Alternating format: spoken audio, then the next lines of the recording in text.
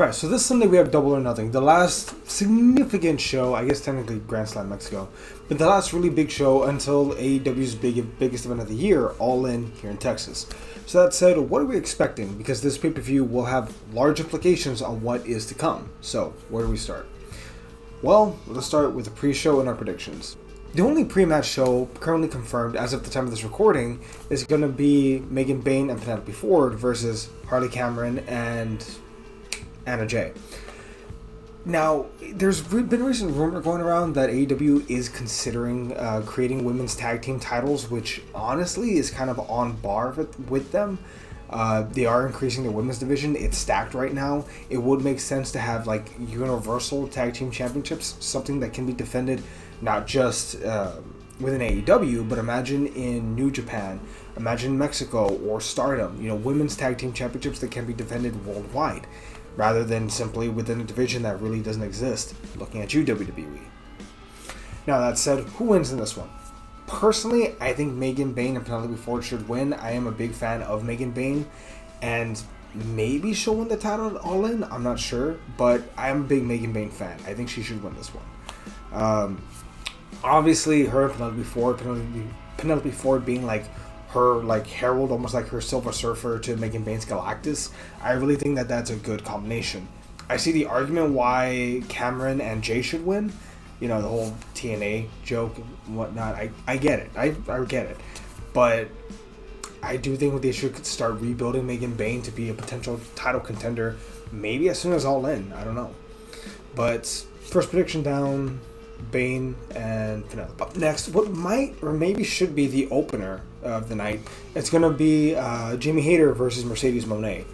Now, this one has a lot of people split because the question is, do you have Mercedes Moné challenge Toni Storm to try and, get all the gold? Or do you have Jamie Hayter take on Toni Storm in a battle of eras that you didn't know that you needed, and then that frees up Moné to go against Athena, maybe an All-In? This is a tough one, but I'm going to have to say Jamie Hayter. I think those other two matchups are more interesting than Moné versus Toni Storm. Also, I feel like that match can wait. That match can happen down the line. I mean, I'm surprised that they didn't wait to pull the trigger on Athena versus Moné at All In. Honestly, I was shocked when they did that because they had an amazing match. But, I mean, they already pulled the trigger once. They can do it again. Up next, a match that was announced technically last night. Yeah, last night on Collision. We're going to have the Don Callis family taking on the Paragon. Now, unpopular opinion, I think the Don Callis family needs this. I really do think we need to start building up Kyle Fletcher again. He is a future world champion. He has the charisma. He carries himself very well, and he is a hell of a wrestler. That said, you need to start building up your heels at some point. So I think Kyle Fletcher, they need some wins. They need them now. As far as the Paragon's concerned, Adam Cole, I mean, I guess you can argue he needs to win. He is the TNT champion. However, I don't know. I'd rather see the Don Callis family win. I think we need to start building up some really strong heels. Granted, we have another strong heel faction in the Death Riders, but I don't know. Kyle Fletcher needs to win. So I'm going to back Kyle Fletcher and the Don Callis family on this one. Speaking of heels winning, the Hurt Syndicate should massacre the Sons of Texas. It should be... I don't imagine it's going to be lopsided. They're not going to disrespect Dustin Rhodes like that. But no, the Hurt Syndicate need to not only win this match, but dominate this match. Maybe they'll injure Dustin Rhodes or Sammy Guevara, right? Just to make a point. You never know. But definitely Hurt Syndicate on this one. There should be a beatdown, an ugly beatdown. We then have a match that has massive implications for the AEW Women's World Championship. We have Toni Storm versus Mina Shirakawa. Okay, just being straight up with this one. This is not a match Timeless Toni Storm should lose. I definitely think she should be your women's main event as far as All In is concerned. She's doing the stuff of her career. Granted, Toni Storm is so good. I think she's approaching... Hear me out here. Undertaker Shawn Michaels levels of she doesn't need the title to be a big deal. She is a draw all on her own. That said, the title is elevated around her hips. Kind of hope Toni Storm wins this one.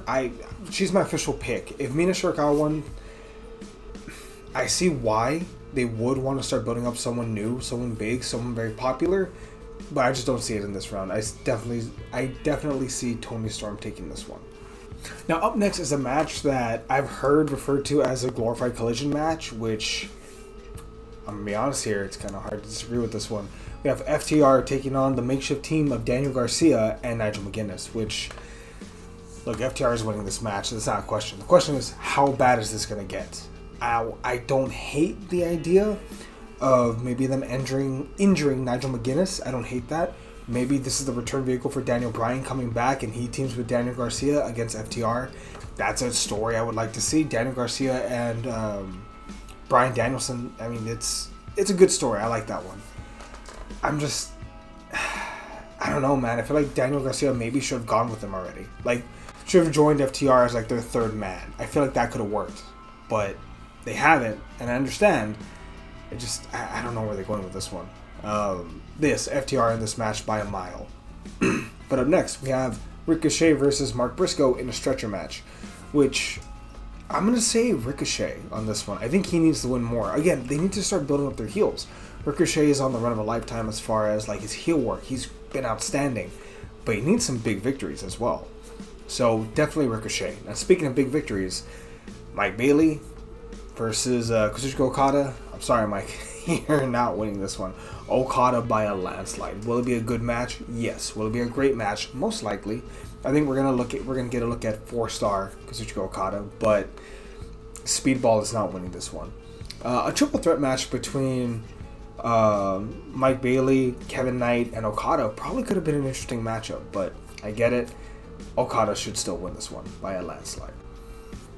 Finally, which should be the penultimate main event, we have Team Death Riders / the Young Bucks versus the Ops and Team Babyface, including Kenny Omega, Willow Nightingale, and Swerve Strickland. Took me a sec, guys. Sorry. Death Riders. Definitely Death Riders.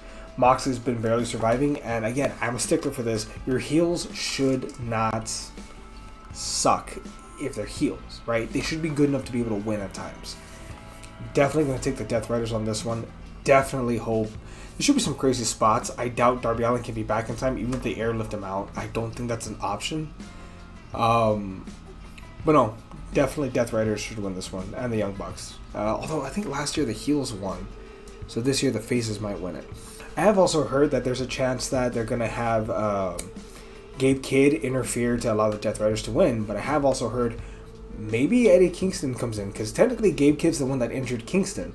So what if Kingston comes back and then it's Eddie Kingston versus Gabe Kidd at All In a death match? That could be amazing. That's a stadium match. We'll find out. But lastly, what should be the main event? We have two men, one who wants to win, the other one needs to win. We have Will Ospreay versus Hangman Adam Page. And I'm willing to bet here, I'll put money on this one, Will Ospreay wins. Will Ospreay should win it. And I think he's just the right guy to go with right now. The crowd is so behind him. There's been so much growth in the last year. I think you have to go with Ospreay. Ospreay should dethrone Jon Moxley at All In Texas. But you can also argue Hangman, he's not from Texas technically. I think he's from Virginia. But I mean, Hangman, Cowboy, like that just fits the Texas motif. Him defeating Jon Moxley in the main event of All In, it also makes sense. It's his redemption. So who are we going with? The Ascension or the Redemption? I'm going to go with Will Ospreay on this one. I think maybe Hangman teams with Swerve to take on maybe the Young Bucks and exercise his demons. Maybe that. Or the Death Riders. I'm not sure. But no, definitely Will Ospreay, in my opinion. But there's a lot of matches on here that I'm not 100% sure. Both Owen Hart Cup finals definitely can go either way, and they technically would work. As far as Anarchy in the Arena, there's no real clear winner in that match as well. So, solid card. Really good Double or Nothing card. Really interested to see the implications that this show is going to have on All In. But yeah, what do you think? What are your predictions? Let us know down below. How wrong am I? And yeah, catch y'all next time. We'll see everybody.